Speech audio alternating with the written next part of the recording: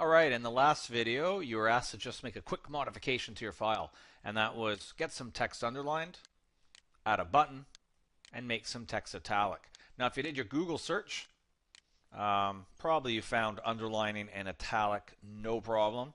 Maybe the button was a little harder, but basically here's the solution.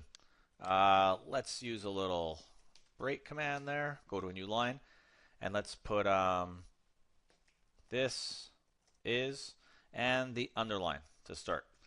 The tag is you, and then I can turn you off. So there's some underlined text.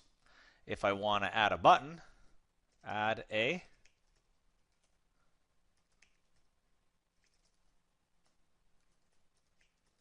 button.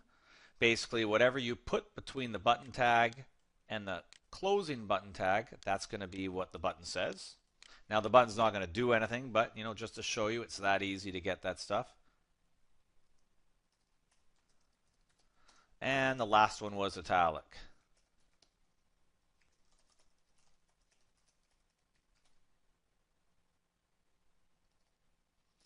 And there you go. Italic on, italic off. So hopefully you got that and you found those nice little simple tags to do that task. Here we go. And there's our underline, our button, and our italic text, what it ends up looking like. Next video, we're going to look at some other tags that get slightly better, that let us do a little more with the text. So check it out.